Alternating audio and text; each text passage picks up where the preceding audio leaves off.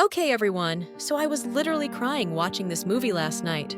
Don't judge me. And I started wondering, what actually is a tear? Like, where does this salty water come from? And why do we cry when we're sad versus when we chop onions? Because what I discovered is absolutely mind-blowing. Tears are basically tiny liquid superheroes. And most of us have no idea what's actually happening up there. So I went down this research rabbit hole, as one does at 2 a.m. And guys, the science behind tears is insane. We're talking about a complex manufacturing system happening right in your face that produces 3 completely different types of liquid, depending on what you need. And the craziest part? Your eyes are basically running a constant tear factory that you never even think about. Alright, so first things first, where do tears actually come from? There's this little factory called the lacrimal gland, sitting right here, above your eye in what's called the lacrimal fossa. It's actually shaped like a tear, which is kind of poetic, right? And its primary job is secreting the aqueous portion of your tear film. But here's where it gets cool. This gland produces a highly complex mixture of water, ions, and proteins, and it uses at least 5 different neurotransmitter receptors and 3 different messaging systems just to control what kind of tears to make. And get this, your facial nerve, the 7th cranial nerve, controls the muscles that actually pump tears into and out of your eye. So crying isn't just emotional, it's literally your nervous system orchestrating this whole production. Now here's where my mind was blown. There are actually 3 completely different types of tears, and they're made for totally different reasons. First, we have basal tears. These are your everyday MVP tears. They have 3 separate layers and are constantly coating your eye, supplying nutrients to outer structures and protecting your cornea from damage. You don't even notice them, but your eyes are producing these constantly to keep everything lubricated and healthy. Second, reflex tears. These are your body's emergency response team. When irritants like smoke, dust, or onions hit your eyes, these tears are produced rapidly to flush out anything harmful. They're usually released in larger quantities than basal tears because they're on a mission. And here's something wild. When your cornea gets irritated, it activates a reflex pathway that triggers increased tear production. It's called the lacrimation reflex, and it happens faster than you can think about it. Third, emotional tears. And this is where it gets really fascinating. Most researchers believe that emotional tears, triggered by strong feelings, are unique to humans. Scientists have found traces of stress chemicals in emotional tears, which suggest crying might actually be a form of stress relief. So basically, your body has 3 different tear recipes, depending on what's happening. Okay, so how are these tears actually manufactured? Because this process is like something out of a sci-fi movie. Each tear has 3 distinct layers: an outer oily layer that prevents evaporation, a middle watery layer, rich in nutrients and oxygen, and an inner mucus layer that helps everything stick to your eye properly. The watery middle layer comes from your lacrimal gland. The oily layer comes from tiny glands in your eyelids, called meibomian glands, and the mucus layer comes from goblet cells in your conjunctivae. It's like a perfect recipe with ingredients from 3 different sources. Each type of tear has a slightly different biochemical structure, specialized for their specific needs. So emotional tears literally have a different chemical makeup than the tears you get from cutting onions. How crazy is that? And here's something that blew my mind.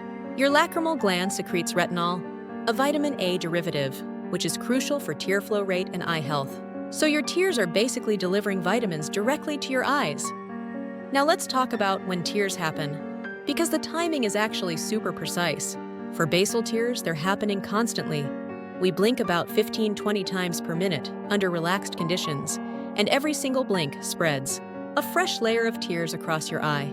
About 10% of your tear volume evaporates, while 90% drains through tiny drainage points in the corners of your eyes. But here's what's interesting.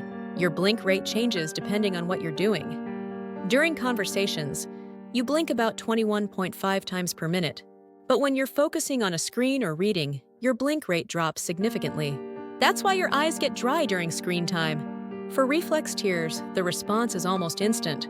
The trigeminal nerve detects irritation and triggers immediate tear production, usually within seconds of the irritation occurring. Emotional tears are the most complex.